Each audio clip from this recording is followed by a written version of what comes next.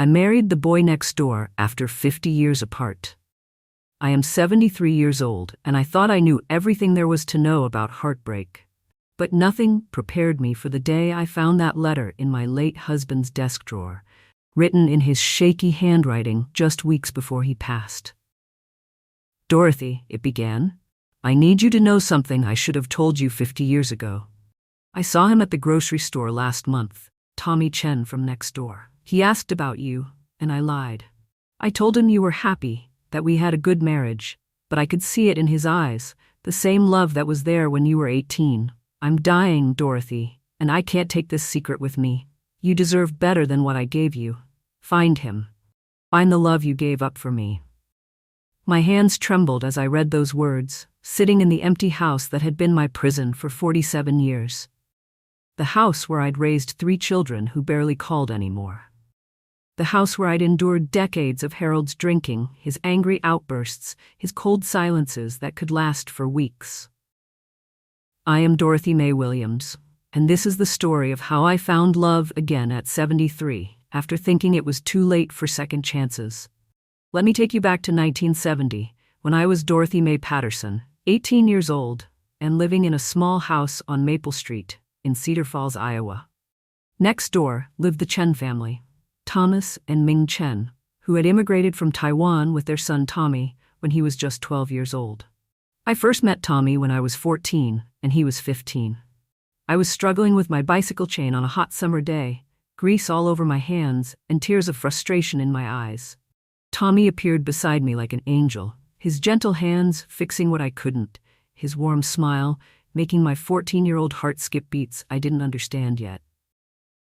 "There you go, Dorothy," he said in his soft voice, still carrying the faint accent that made my name sound like music.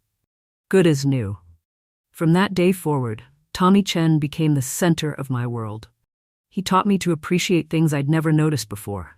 The way morning light caught the dewdrops on spiderwebs, the patience required to tend a garden, the beauty in his mother's Chinese calligraphy. His parents welcomed me into their home like a daughter, teaching me to make dumplings and sharing stories of their homeland. Tommy was everything I thought a boy should be. Kind, intelligent, hardworking, and so gentle with everyone around him. He helped his father at their small restaurant after school, maintained perfect grades, and still found time to walk me home from school every day, carrying my books and listening to my dreams of becoming a teacher. By the time I was 18, I was completely, hopelessly in love with Tommy Chen. And I believed, with the certainty that only comes with young love, that he felt the same way about me. We'd spend hours talking about our future together. Tommy had been accepted to the University of Iowa on a scholarship to study engineering. I was planning to attend the local community college to get my teaching degree.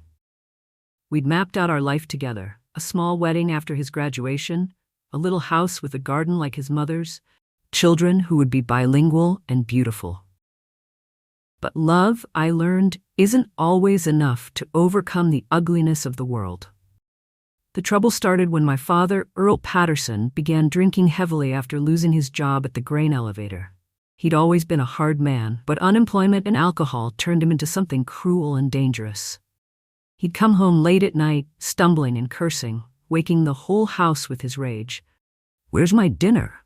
he'd shout, even though it was past midnight. "I saved you a plate, Earl," my mother would whisper, trying to keep the peace. But nothing kept the peace anymore. He'd throw the plate against the wall, call her names that made me cover my ears, and sometimes, too often, he'd hit her. I'd lie in my bed, listening to her quiet sobs through the thin walls, promising myself that I'd never let a man treat me that way. The worst part was how his anger began to focus on Tommy and his family. My father had always harbored ugly feelings about anyone who wasn't white, but his drinking made those feelings loud and dangerous. "I don't want that chink boy around here anymore," he'd say, using words that made me sick to my stomach. "Bad enough we got foreigners taking jobs from real Americans. I won't have one of them sniffing around my daughter." I tried to reason with him, to explain that the Chens were good people, that Tommy was the kindest person I'd ever known. But reason doesn't work with a drunk man's hatred. The night everything changed, I was walking home from the library with Tommy. It was a beautiful evening in late spring, the kind that makes you believe in possibilities.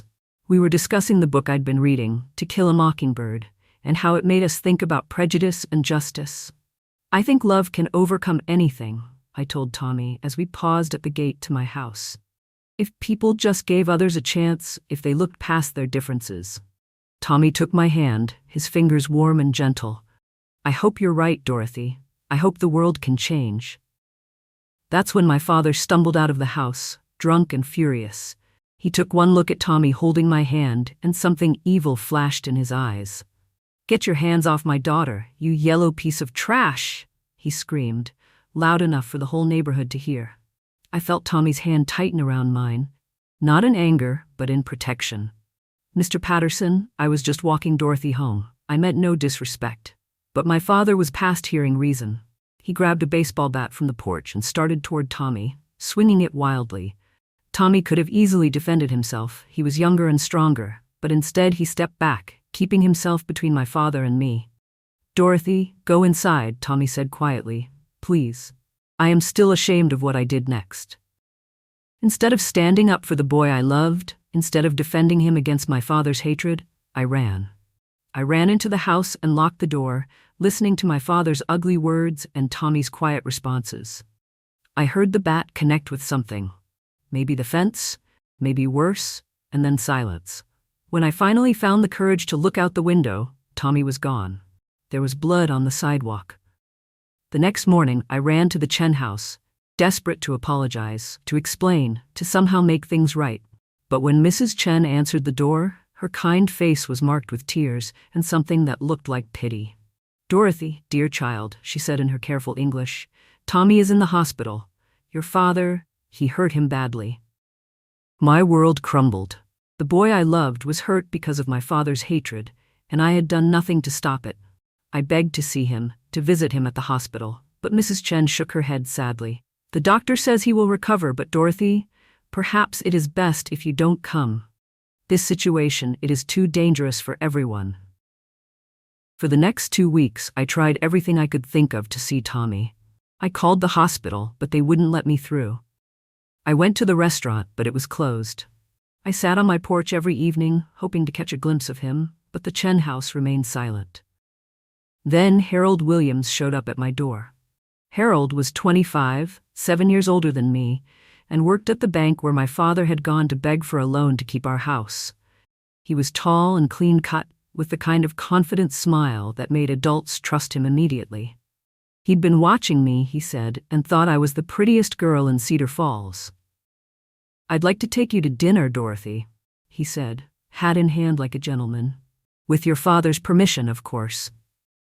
What I didn't know then was that Harold had already spoken to my father. He'd offered to pay off my father's debts to help him get back on his feet in exchange for my hand in marriage.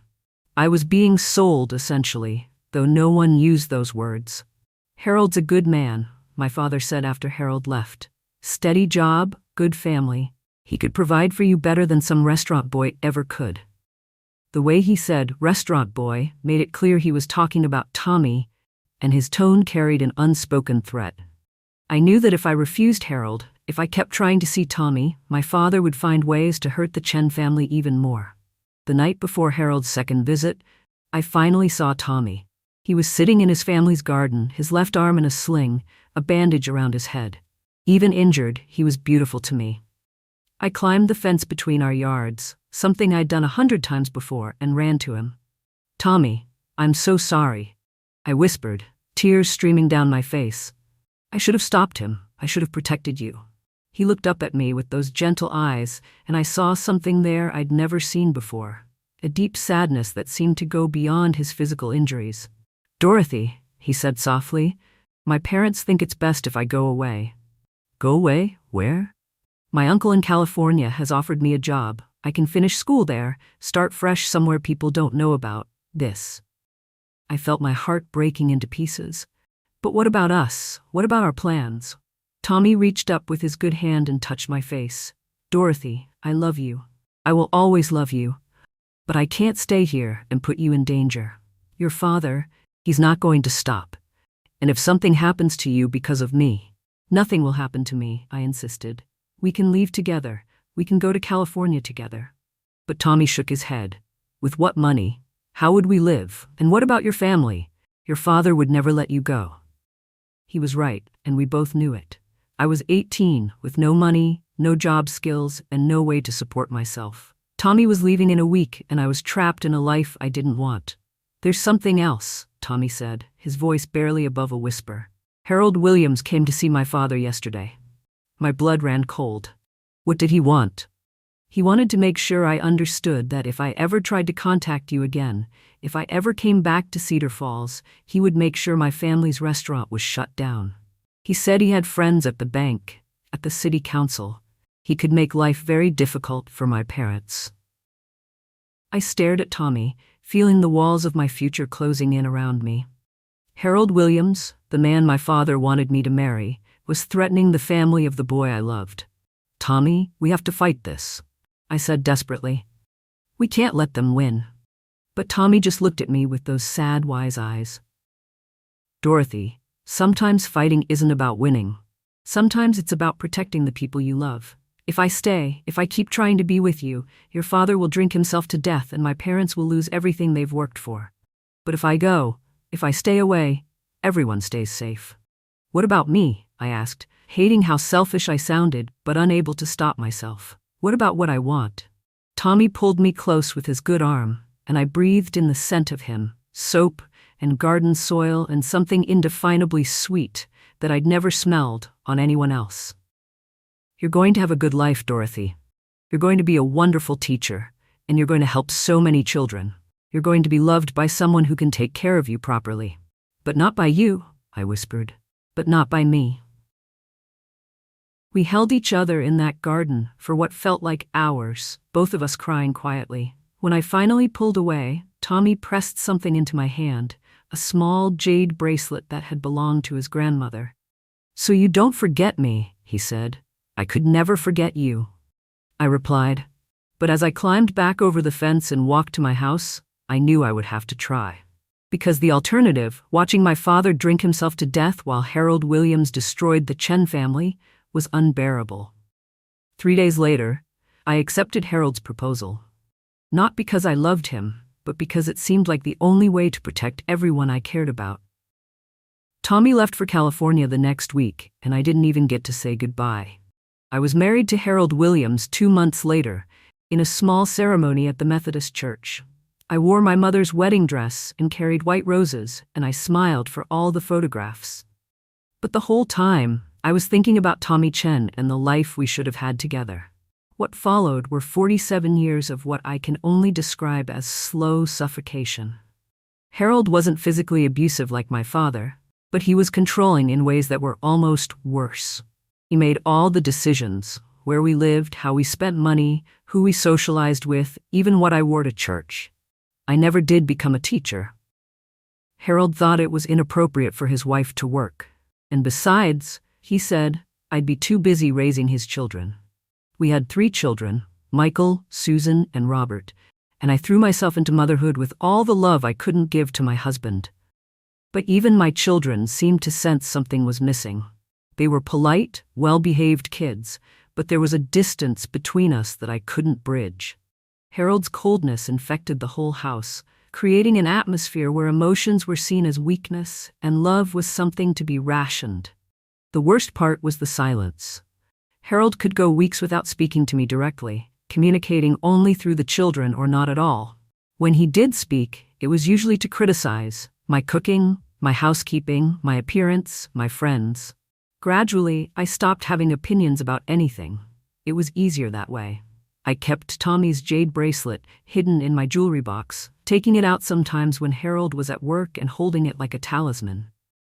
I wondered where Tommy was, whether he'd married, whether he was happy. I imagined him in California, successful and surrounded by people who appreciated his gentle nature. Sometimes I'd drive past the old Chen house, which had been sold to a young couple with small children. The garden was different now, all lawn and no vegetables, and I'd feel a physical ache for what I'd lost. The years blurred together in a haze of church socials and PTA meetings and family dinners where nobody really talked. Harold's drinking got worse as he got older, though he was a quiet drunk, not violent like my father. He'd sit in his chair after dinner, working through a bottle of whiskey and staring at the television without really seeing it.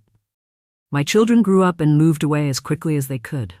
Michael went to college in Colorado and rarely came home. Susan married her high school boyfriend and moved to Florida. Robert joined the military and was stationed in Germany. They all called dutifully on holidays, but our conversations were surface level and brief. I tried to find meaning in volunteer work, in gardening, in the small pleasures available to a woman in my position. But underneath everything was the constant awareness that I was living someone else's life, that the real Dorothy May had died at 18 and been replaced by this hollow version who smiled and nodded and never caused trouble. Harold retired at 65, and I thought things might get better. Maybe we'd travel. Maybe we'd rediscover each other. Maybe we'd finally have the conversations we'd been putting off for decades. But retirement only made him more isolated and bitter. He spent his days drinking and watching television, and his nights drinking and staring at the ceiling. When he was diagnosed with liver cancer at 71, I felt terrible for not feeling worse about it. I nursed him through his final months, brought him his medications, made his favorite foods even though he barely ate. But I couldn't summon the grief that a devoted wife should feel. The night he died, I sat beside his bed holding his hand, and he looked at me with clearer eyes than I'd seen in years. "Dorothy," he whispered, "I'm sorry." "For what?" I asked, though I knew. "For not being him," he said. "For not being the one you really wanted." I wanted to tell him it was okay, that we'd had a good life together, that I'd learned to love him. But I couldn't lie to a dying man, so I just squeezed his hand and said, "I know." He died 2 hours later, and I was alone for the first time in 47 years. The weeks after Harold's funeral were strange. My children came home for the service, but they left again quickly, clearly uncomfortable with displays of emotion. The house felt enormous and silent, full of memories I wasn't sure I wanted to keep. I was going through Harold's desk, trying to organize his papers and pay his final bills, when I found the letter. It was tucked inside an old address book, written in Harold's increasingly shaky handwriting. As I read his words about seeing Tommy at the grocery store, about the love he'd seen in Tommy's eyes, about the secret he'd carried for months, I felt something I hadn't experienced in decades. Hope. Harold had seen Tommy. Tommy was still alive, still in Cedar Falls, and according to Harold, still single. The letter mentioned that Tommy had moved back to take care of his aging parents, and that he'd been asking about me. I sat in Harold's chair, holding that letter, and for the first time in 47 years, I allowed myself to imagine a different future. What would it be like to see Tommy again? Would he still be the gentle, kind man I'd fallen in love with? Would there be anything left of the young people we'd been? The next morning, I drove to the library and asked the librarian to help me use the computer. I'd never learned to use the internet. Harold had considered it a waste of time, but I was determined to figure it out. It took me 3 hours and a lot of patient help from a teenage volunteer, but I finally found what I was looking for. There was a Thomas Chen listed in the phone directory, living on Elm Street, about 2 miles from my house. The address was in a neighborhood I knew well, a quiet area with small, well-maintained houses. I drove by the house that afternoon, my heart pounding like a teenager's. It was a modest brick house with a beautiful garden in the front yard, vegetables and flowers arranged in the careful, artistic way I remembered from his mother's garden. There was a small sign by the mailbox, T. Chen, Landscape Design. I sat in my car across the street for 20 minutes, trying to work up the courage to knock on the door. What would I say? How do you greet someone you loved 50 years ago? How do you explain a lifetime of choices and regrets? Finally, I drove home without knocking. I wasn't ready yet, but I couldn't stop thinking about him. For the next week, I found myself driving by his house at different times of day, hoping to catch a glimpse of him. I saw him once, watering his garden in the early morning light. Even from a distance, even after 50 years, I recognized the careful way he moved, the gentle attention he paid to his plants. He was older, of course. His hair was silver now, and he moved a little more slowly. But he was still Tommy, still the boy who had fixed my bicycle and taught me to see beauty in small things. I decided to write him a letter. It took me 3 days to find the right words, and I went through a dozen drafts.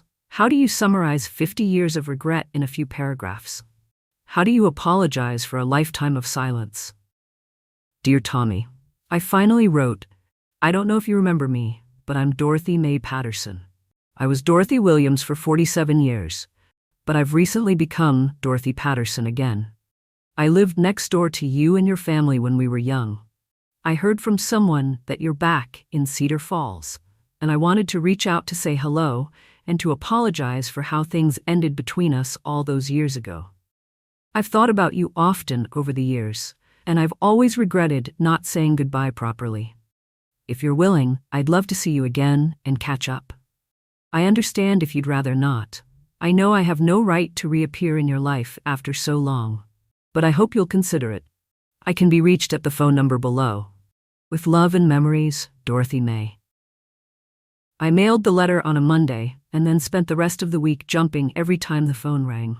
By Friday, I'd convinced myself he wasn't going to respond. Maybe he was married after all. Maybe he didn't want to revisit the past. Maybe he'd never forgiven me for not fighting harder for us. The call came on Saturday morning. I was in the kitchen making coffee when the phone rang, and I almost didn't answer it. But something made me pick up. Dorothy? The voice was older, a little rougher than I remembered, but unmistakably Tommy's. This is Tommy Chen. I got your letter. My hand started shaking so badly I almost dropped the phone. Tommy, hi, I wasn't sure you'd call. I wasn't sure I would either, he said quietly. It's been a long time. 50 years, I said. 50 years, he agreed. Dorothy, I'm glad you wrote. I've thought about you too all these years. We talked for 2 hours that first phone call, carefully at first, sharing the basic facts of our lives, his marriage to a woman named Linda, who had died 5 years earlier from breast cancer, his career as a landscape architect, his 2 children, both grown and living in other states, my marriage to Harold, my children, my years as a housewife. But gradually the conversation became more personal.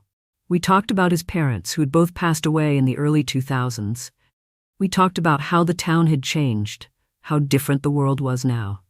And finally, carefully, we talked about that night 50 years ago.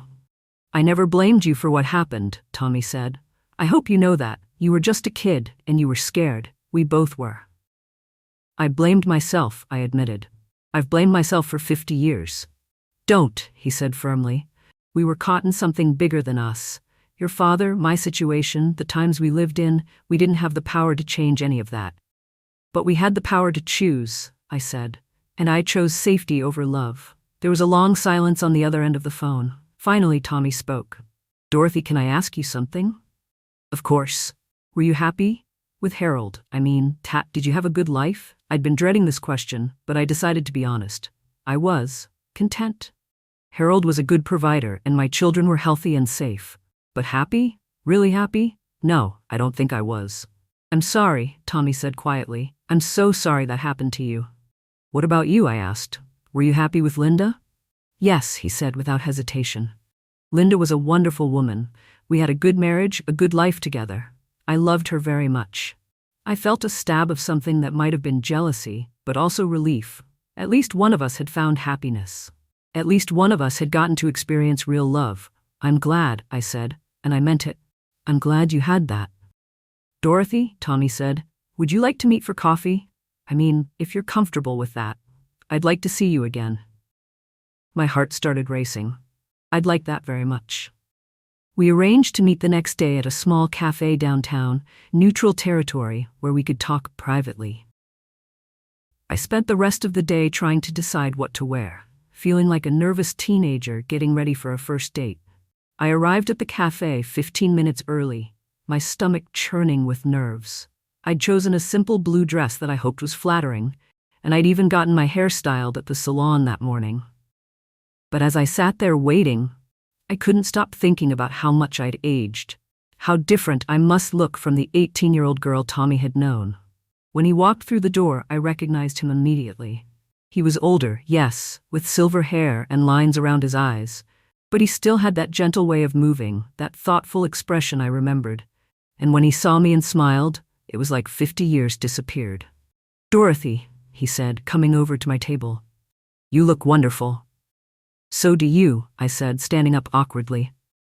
Neither of us seemed to know whether to shake hands or hug, so we ended up doing both, a brief, careful embrace that left me feeling dizzy. We ordered coffee and sat across from each other, both of us suddenly shy.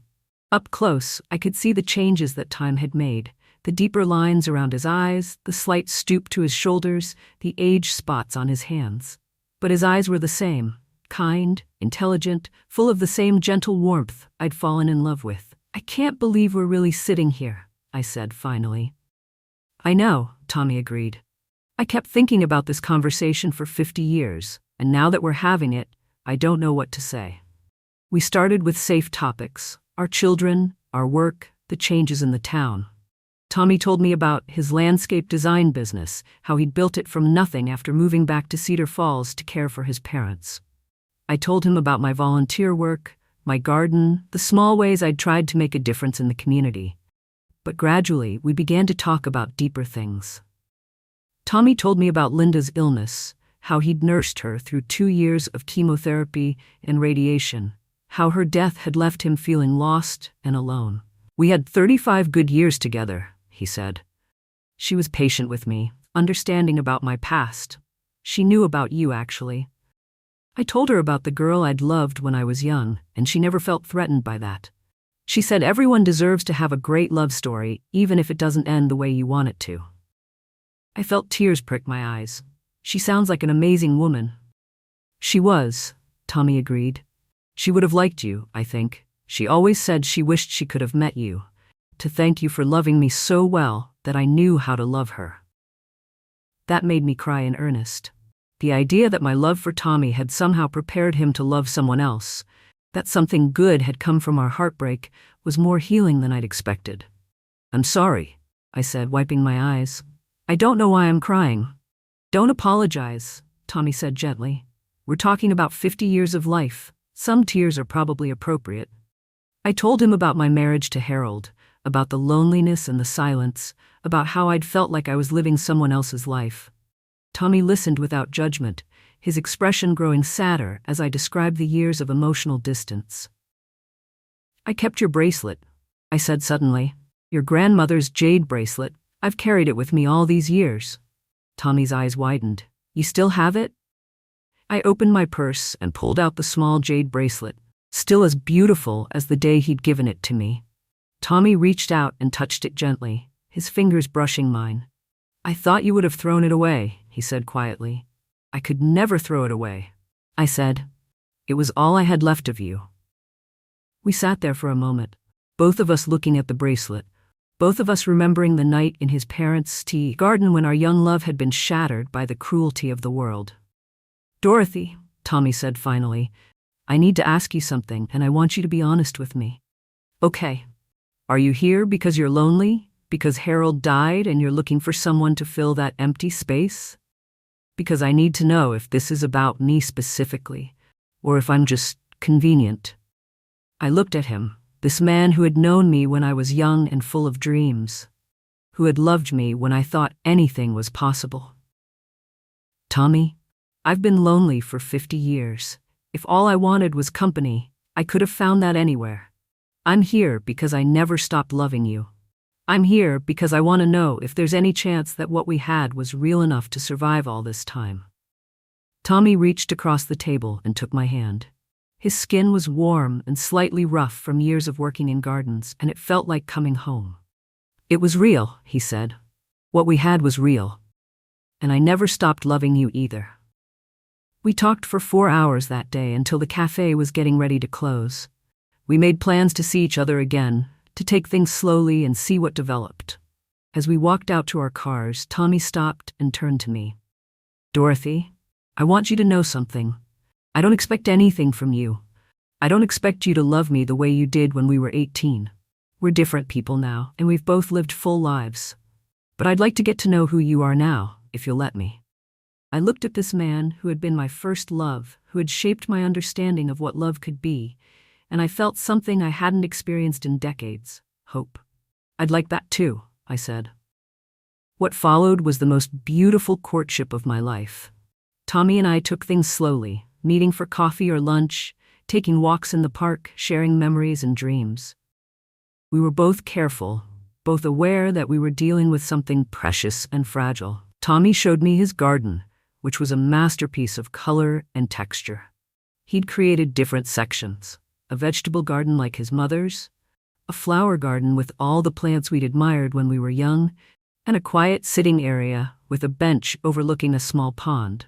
"I designed this with you in mind," he admitted one day as we sat on the bench.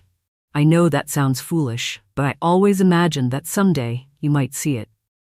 I brought him to my house, which still felt like Harold's domain.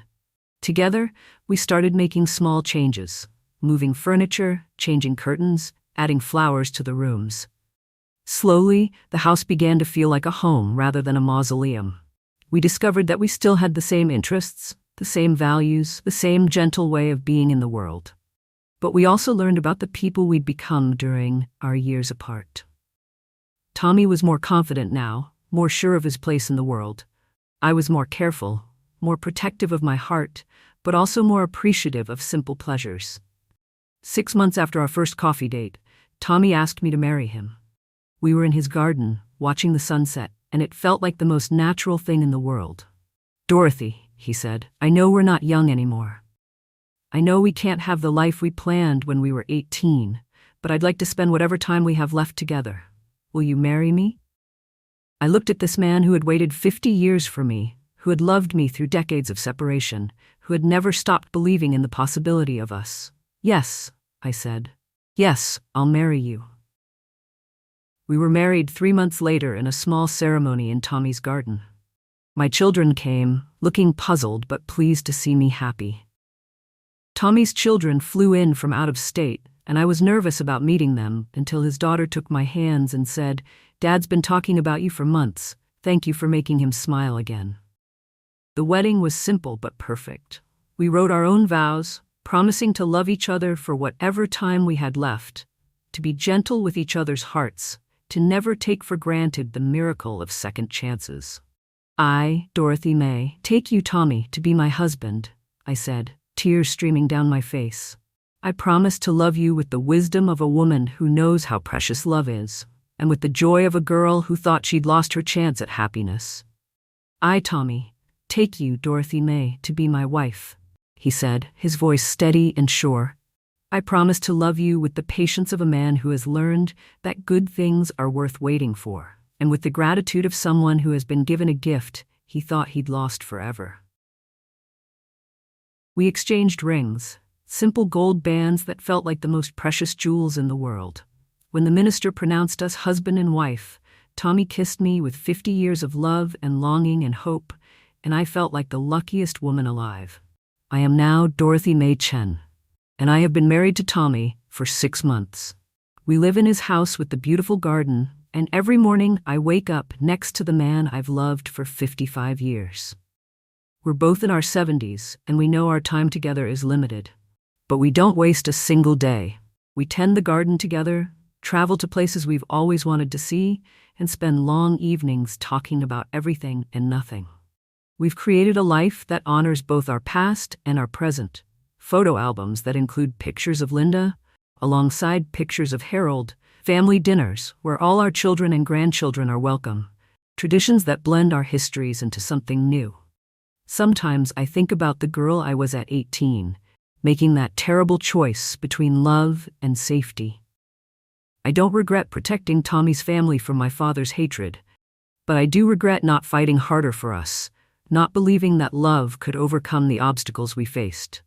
But then I look at Tommy, silver-haired and gentle, still fixing things for me just like he did when we were young. And I realize that maybe our story needed to unfold exactly as it did. Maybe we needed to live full lives, to love other people, to learn what we were capable of, before we could appreciate what we had together. The other day, a young woman stopped by our house. She was maybe 25, with tears in her eyes and a story that sounded familiar. She was in love with someone her family didn't approve of, and she was being pressured to make a choice between love and security. "What should I do?" she asked me after telling me her story. "How do I know what's right?" I thought about it for a long time before answering. "I can't tell you what's right for you," I said finally. "But I can tell you this. I spent 50 years regretting a choice I made when I was your age.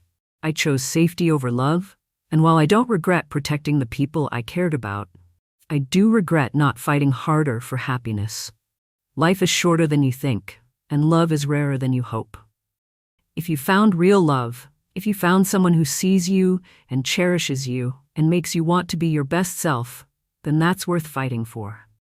She left that day with a thoughtful expression, and I found myself hoping she'd be braver than I was at 18. I hoped she'd choose love, even if it meant choosing the harder path. Tommy and I don't know how much time we have left together. We could have 10 more years, or we could have 10 more months. But every morning when I wake up next to him, every evening when we sit in our garden watching the sunset, I'm grateful for the miracle of second chances. I want to tell you something, especially if you're listening to this and you're my age or older. It's never too late to find love. It's never too late to choose happiness. It's never too late to reach out to someone who mattered to you, to apologize for old hurts, to see if there's still something beautiful waiting to be discovered. I married the boy next door after 50 years apart, and it was worth every moment of waiting, every tear I shed, every lonely night I endured. Because now I know what real love feels like, not the desperate, possessive love of youth, but the gentle, grateful love of people who understand how precious it is to find someone who truly sees you. If you have a story like mine, if there's someone you've been thinking about, if there's a letter you've been meaning to write or a phone call you've been meaning to make, don't wait. Don't assume it's too late. Don't let fear or pride or the weight of years keep you from reaching out. Love is always worth the risk. And sometimes, if you're very lucky, you get a second chance to get it right.